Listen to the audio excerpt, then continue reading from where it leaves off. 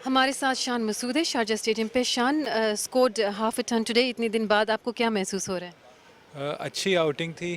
जब भी आप साइड मैचेस खेलते हैं इंटरनेशनल टीम्स के ख़िलाफ़ तो वो अपॉर्चुनिटी होती है कि आप उसमें आके रन्स करें, टीम में फिर से मतलब अपनी जगह बनाएं। तो अच्छी आउटिंग थी। अनफॉर्चुनेटली एंड में रन आउट हो गया था।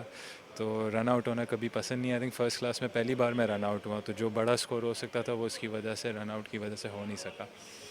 बहुत से लोगों को ये फील हो रहा है कि वेस्ट इंडीज़ का T20 और ओडीआई स्क्वाड जो है वो बिलो पार परफॉर्म कर रहे थे, तो इस टेस्ट स्क्वाड को आप कैसे देखते हैं? देखें, किसी भी आप इंटरनेशनल आउटफिट को हल्का नहीं ले सकते। रिस्पेक्ट देनी होती है। जिस तरीके से हम आज भी खेलें, हमारे यही था कि हम एक अच्छी ऑपोजिशन को खेल रहे हैं। जब भी फॉर्मेट चेंज होता है तो प्लेयर्स भी नए आते हैं, तो वो ड्रेसिंग रूम में एक फ्रेशनेस आती है जो इनके ड्रेसिंग रूम में भी आई होगी, इनके टेस्ट प्लेयर्स जो नए आए होंगे उनकी वजह से। तो किसी भी ऑपोजिशन को अंडर एस्टिमेट नहीं करना है। और फिर हमें ऑब्वियसली पता है हम नंबर 1 रैंकिंग के लिए लड़ रहे हैं। जब तक आई थिंक अप्रैल में रैंकिंग्स बंद होंगी, तो हम जितने टेस्ट मैचेस जीत सकते हैं हमें जीतना है। तो हमें सारे टेस्ट मैचेस इधर जीतने आना है, तो उसके लिए हमें अपनी सबसे हाईएस्ट लेवल ऑफ क्रिकेट खेलनी पड़ेगी। बहुत से इंटरनेशनल क्रिकेटर्स जो है वो पिंक बॉल से मुतमईन है, आपको कैसा लगा? देखिए, मैच ये मेरा फोर्थ मैच था पिंक बॉल के साथ। तो मुझे अभी तक कोई प्रॉब्लम नहीं हुआ है। मैंने हमेशा कहा कि एक साइकोलॉजिकल चीज़ है, क्योंकि पिंक बॉल का जो सबसे बड़ा, इस क्रिकेट का जो सबसे बड़ा एक चैलेंज है वो ये है कि कंडीशंस कंटिन्यूसली चेंज होती रहती हैं। आप दिन में आते हैं उस वक्त बैटिंग करना ज़्यादा आसान होती है। फिर जो सेकंड सेशन होता है उसमें मगरिब का वक्त होता है, तो वो डे लाइट और लाइट्स का जो मिक्सचर होता है वो थोड़ा सा मुश्किल होता है बॉल को स्पॉट करना। फिर जब कम्प्लीटली लाइट्स में बैटिंग करते हैं तो बॉल स्किट भी करता है, अगर नया बॉल होता है वो हिलता भी है।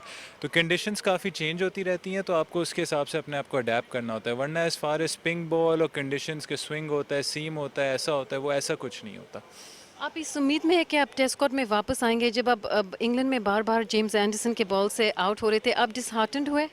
देखें, एंडरसन नंबर 1 बॉलर है इन द वर्ल्ड। लेकिन मैं अभी भी समझता हूँ जो मेरे मोड ऑफ डिसमिसल्स थे उसके अगेंस्ट, वो कोई ऐसे नहीं थे जिसमें कोई बहुत ज़्यादा ख़राबियाँ थी। छोटी गलतियाँ थी जिस पे मैं काम कर रहा हूँ, और ऐसी गलतियाँ थी जो मैं आराम से सुधार सकता हूँ। बाकी काम सिलेक्टर्स का है। सिलेक्ट होता हूँ वेल एंड गुड, नहीं होता तो मेरा काम है वापस जाके रन्स और करना, और इंशाल्लाह टीम में अपना एक परमानेंट फिक्सचर बनना।